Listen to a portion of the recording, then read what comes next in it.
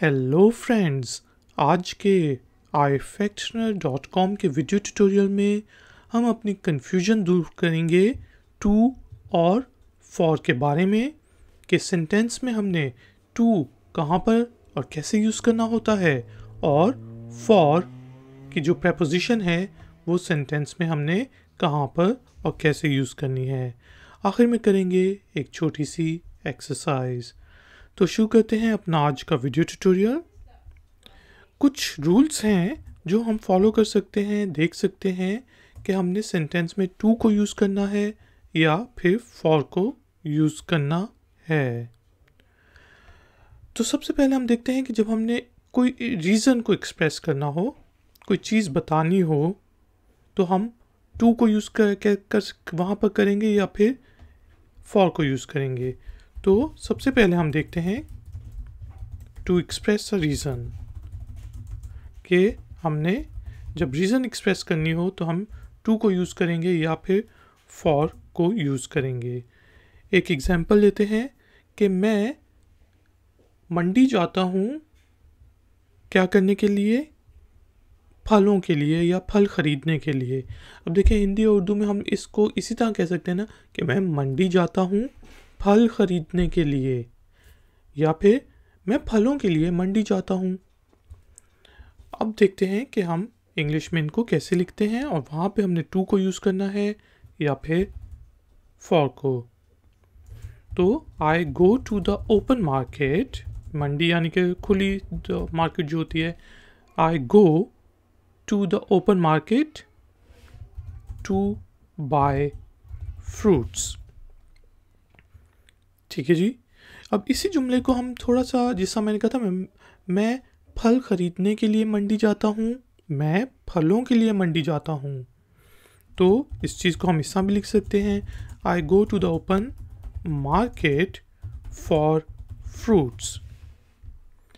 अब देखें जो पहला जुमला है, पहला सेंटेंस है, उसमें हमने टू को यूज़ किया है, टू बाय फ्रूट्स, और दूसरे सेंटेंस में हमने सिर्फ फॉर को यूज़ किया है। आप ये समझ लें कि जहाँ पर कोई वर्ब आ जाए, ये टू बाय जो है ये इन्फिनेटिव वर्ब है, तो जहाँ पे वर्ब आ जाए, ठीक है जी, वहाँ पे हमने टू को यूज़ करना है। जब हमने कोई रीज़न एक्सप्रेस करनी है कि मैं यहाँ जाता हूँ इस काम के लिए, ठीक है जी, मैं स्कूल जाता हूँ पढ़ने के लिए। और यहाँ पर सेकंड जुमले में जो है देखें कि कोई वर्ब नहीं है, उसके बाद फ़ौरन नाउन आ रहा है फ्रूट्स, तो इसलिए हम जब नाउन आ रहा होगा तब हमने फॉर को यूज़ करना है। ठीक है जी। अब एक चीज़ आपने और नोट की होगी कि यहाँ पे मैंने लिखा है I go to the open market. दोनों जुमलों में, दोनों सेंटेंसेस में आप देखें तो टू यहाँ पे हमने क्यों यूज़ किया। टू उस वक्त भी हम यूज़ करते हैं जब आप, एक तो आपने डायरेक्शन का बताना है, ठीक है जी, कि मैं किधर जा रहा हूँ, मंडी जा रहा हूँ, तो यहाँ पे हम गो टू यानी कि मूवमेंट हो रही है, तो जहाँ पे मूवमेंट हो रही हो और साथ ही डेस्टिनेशन भी लिखी हो, ठीक है जी, प्लस डेस्टिनेशन, तो वहाँ पे हम टू का यूज़ करेंगे। ये आपने एक रूल याद कर लेना है कि मूवमेंट प्लस डेस्टिनेशन होगी तो हमेशा टू होगा। जब वर्ब आएगा तो टू लगेगा, लेकिन अगर नाउन आ रहा है तो हम क्या यूज़ करेंगे, फॉर यूज़ करेंगे। एक और इसकी एग्जांपल ले लेते हैं, जिस तरह I go to school, I go to school to learn something, ठीक है जी, या फिर मैं कहता हूँ, सिंपल रखते हैं, I go to school to study. अब देखें यहाँ पे ये जो स्टडी है ये वर्ब के लिए यूज़ हुआ है, स्टडी इज़ अ वर्ब, के पढ़ने के लिए, तो इसलिए हमने टू को यूज़ किया। इसी चीज़ को हम इस तरह भी लिख सकते हैं, I go to school for studies. अब ये जो स्टडीज़ है, पढ़ाई, पढ़ाई जो है वो नाउन है, तो इसलिए हमने यहाँ पे फॉर को यूज़ किया। तो आपको समझ आ गई होगी कि जब वर्ब आएगा तो फिर हमने टू यूज़ करना है, और जब नाउन आएगा तो हमने फॉर यूज़ करना है। और वही चीज़ कि यहाँ पे हमने गो टू स्कूल क्यों कहा, गो फॉर स्कूल क्यों नहीं कहा, क्योंकि गो मूवमेंट को दिखा रहा है और डेस्टिनेशन क्या है, स्कूल। तो ये हमारा था पहला रूल, जो कि हमारी मदद करता है, हमें गाइड करता है कि हमने टू और फॉर को कब यूज़ करना है। अब जो दूसरी सिचुएशन है जिसमें हम टू और फॉर को यूज़ करते हैं, वो है two point out a recipient, कि वो चीज़ किसको मिल रही है। जैसे कि मैं बता देता हूँ, अब ये हमारी सिचुएशन है, टू पॉइंट आउट रेसिपिएंट, जो वसूल कर रहा है उसको, उसके लिए हम टू और फॉर को यूज़ करते हैं। अब देखते हैं कुछ एग्जांपल्स लेके इसको हमने कैसे यूज़ करना है। अगर मैं कहता हूँ कि मैं ये आपको दूंगा, ठीक है जी, इंग्लिश में हम कहेंगे I will give it dash you to you, मैं ये आपको दूंगा। अब देखें यहाँ पे वही चीज़ हमने देखनी है कि मूवमेंट, गिव है, एक हाथ से दूसरे हाथ जा रहा है, एक हाथ से दूसरे हाथ दी जा रही है, तो वो मूवमेंट हो रही है।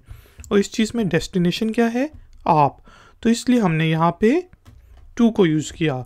तो ये वाला रूल यूज़ करते हुए कि मूवमेंट और डेस्टिनेशन होगी तो हम फिर टू को यूज़ करेंगे।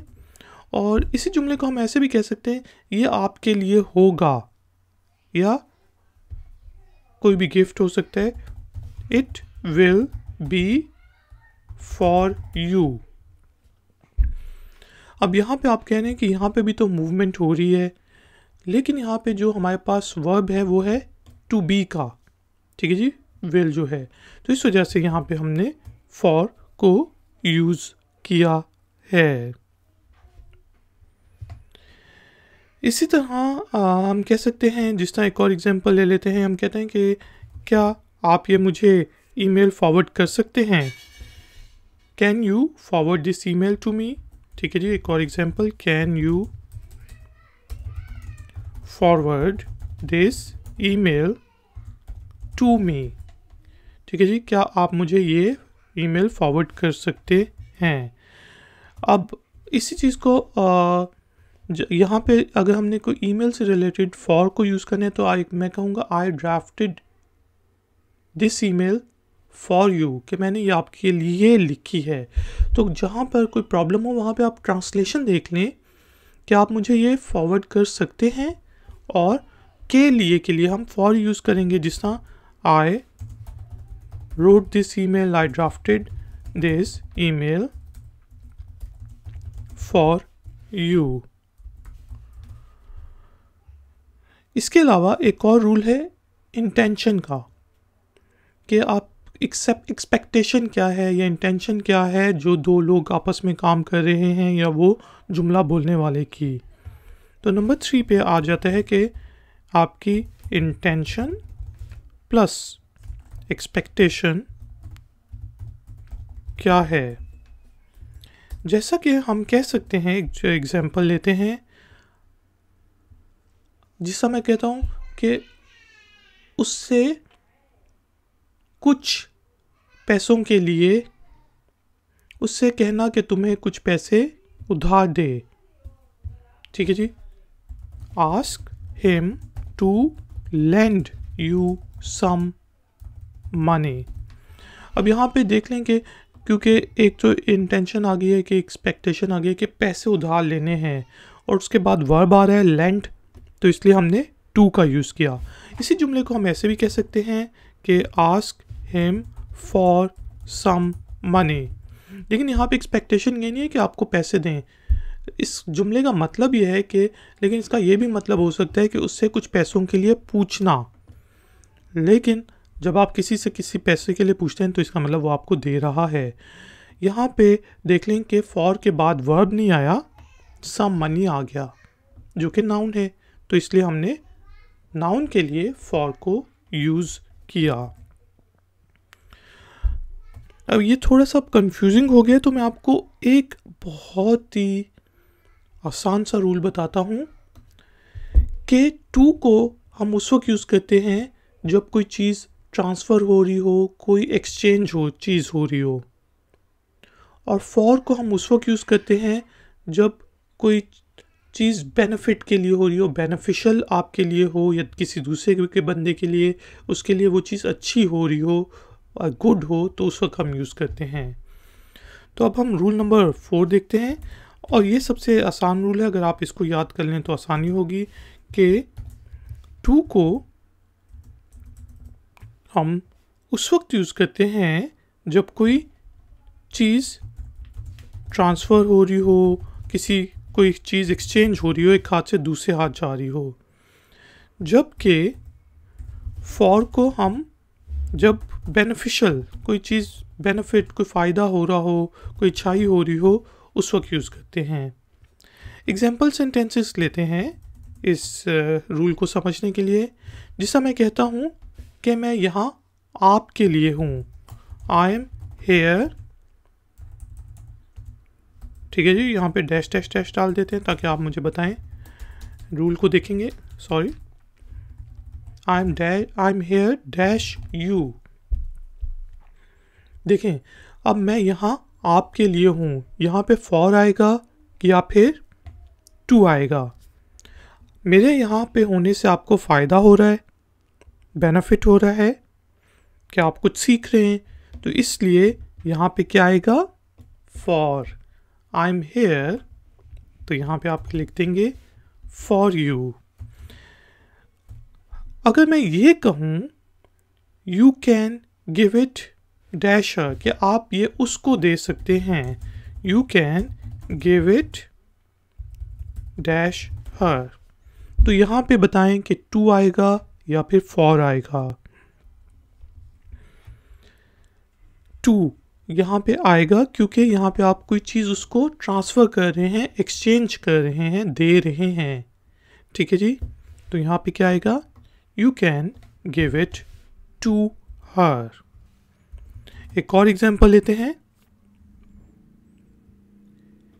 कि वो ये सिर्फ मेरे लिए कर रहा है, यानी कि अगर आपकी कोई मदद करे तो मैं कहूँगा he is only doing it dash dash dash मी। अब देखें यहाँ पे वो मुझे कुछ दे रहा है या फिर वो मेरे फ़ायदे के लिए कोई काम कर रहा है। बिल्कुल ठीक, वो मेरे फ़ायदे के लिए काम कर रहा है, तो इसलिए यहाँ पे क्या आएगा, for. He is only doing it for me. एक और एग्जांपल लेते हैं, जैसे हम कह सकते हैं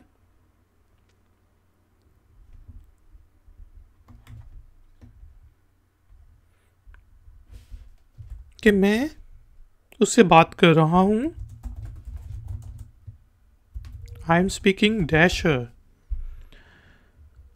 तो अब यहाँ पे बताएं कि यहाँ पे हम इंफॉर्मेशन एक्सचेंज कर रहे हैं या किसी को कोई फ़ायदा दे रहे हैं। अगर तो हम इंफॉर्मेशन एक्सचेंज कर रहे हैं तो यहाँ पे आएगा I am speaking to her, ठीक है जी, क्योंकि ट्रांसफ़र कर रहे हैं इंफॉर्मेशन, मैं उससे बातचीत कर रहा हूँ। लेकिन अगर मैं ये भी हो सकता है कि उसके फ़ायदे के लिए बात कर रहा हूँ किसी और से, तो अब यहाँ पे आपका आगे इंटेंशन क्या है। तो अगर तो आप उसके फ़ायदे के लिए बात कर रहे हैं तो आप कहेंगे I am speaking for her benefit. लेकिन अगर मैं उससे बात कर रहा हूँ तो I am speaking to her आ जाएगा इस रूल के मुताबिक। एक और एग्जांपल ले लेते हैं जी, एक्सरसाइज के तौर पे। अब आप मुझे बताएंगे, जिस तरह हम यहाँ पे कहते हैं शी विल कुक डैश अस, ठीक है जी। तो वो हमें उसके खाने का पकाने का फ़ायदा होगा जी। तो यहाँ पे क्या आएगा? बिल्कुल ठीक, she will cook for us, कि वो हमारे लिए खाना पकाएगी।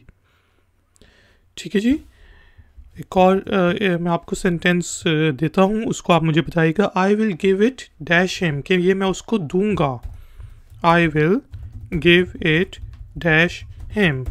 तो यहाँ पे क्या मैं उसको कोई फ़ायदे के लिए दूंगा या फिर कोई चीज़ ट्रांसफ़र हो रही है? बिल्कुल ठीक, यहाँ पे कोई चीज़ ट्रांसफ़र हो रही है, तो ये चीज़ मैं उसको दूंगा। I will give it to him.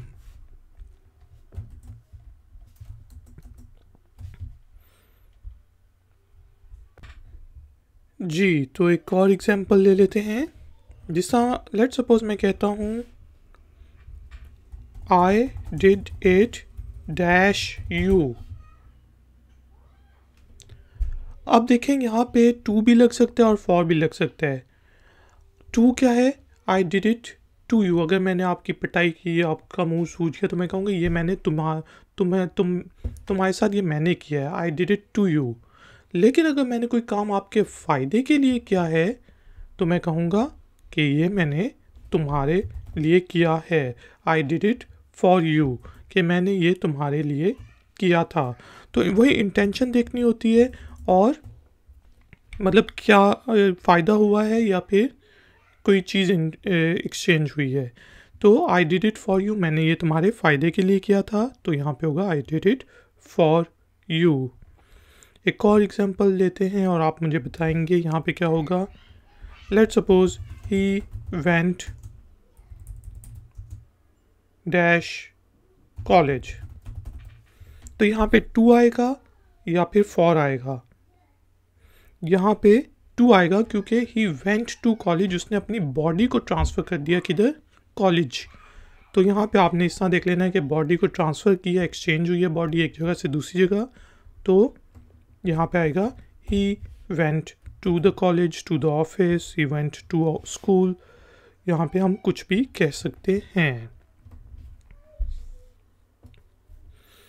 अब देखें, मैंने आपको बताया कि टू और फॉर यूज़ हो सकते हैं। एक और एग्जांपल ले लेते हैं कि लेट सपोज मैं कहता हूँ आपसे, मैं पूछता हूँ कि आई स्टडी हार्ड डैश एग्ज़ाम्स। यहाँ पे टू आएगा कि फॉर आएगा? मैंने एग्ज़ाम्स के लिए पढ़ा। अब क्योंकि एग्ज़ाम्स नाउन है तो यहाँ पे क्या आएगा? फॉर आएगा, जो हमने रूल देखा था। चलिए, अगर मैं इस चीज़ को इस तरह लिखता हूँ, आई study hard dash the pass the exams, कि मैंने एग्ज़ाम्स में पास होने के लिए बहुत ज़्यादा पढ़ा। तो यहाँ पे टू आएगा कि फॉर आएगा? ये देख लें कि यहाँ पे ये पास जो है वर्ब है। जी बिल्कुल ठीक, यहाँ पे टू आएगा, यानी कि टू पास जो है इन्फिनेटिव वर्ब है। I study hard to pass the exams. अब ला लेते हैं लास्ट एग्जाम्पल, जिसका मैं कह सकता हूँ कि इसमें भी, अब ये जो एग्जाम्पल है इसमें भी हम टू और फॉर को यूज़ कर सकते हैं, कि जिसका pen is used dash write. अब राइट जो है वो वर्ब है, ठीक है। तो यहाँ पे क्या आएगा? Pen is used to write, क्योंकि वर्ब है, उसके बाद इन्फिनेटिव, ये टू राइट इन्फिनेटिव वर्ब है। लेकिन इसी चीज़ को हम इस तरह भी लिख सकते हैं, pen is used dash writing. लिखाई, लिखाई नाउन है कि लिखने के लिए यूज़ होता है, तो pen is used for writing. तो आपने इस चीज़ का भी बस ध्यान रखना है कि अगर तो वर्ब है तो टू आएगा, और अगर नाउन है उसके बाद तो फिर हमारे पास फॉर आ जाएगा। तो दोस्तों, उम्मीद है आपको थोड़ी सी कन्फ्यूजन दूर हो गई होगी कि ये जो प्रपोजिशंस टू और फॉर हैं ये सेंटेंसेस में हम कब कब यूज़ करते हैं। आपका कोई भी क्वेश्चन हो तो आप नीचे दिए गए कमेंट्स बॉक्स में मुझसे पूछ सकते हैं। थैंक यू वेरी मच कि आपने मुझे इस ट्यूटोरियल के लिए ज्वाइन किया। प्लीज़ वीडियो को लाइक ज़रूर करें और हो सके तो वीडियो के लिंक को ज़रूर शेयर करें। अगर आप नए हैं तो मेरे चैनल को सब्सक्राइब करके बेल आइकॉन को प्रेस कर दें। मिलेंगे एक और नए ट्यूटोरियल में। Until then, take care, keep learning, keep enjoying. Good day.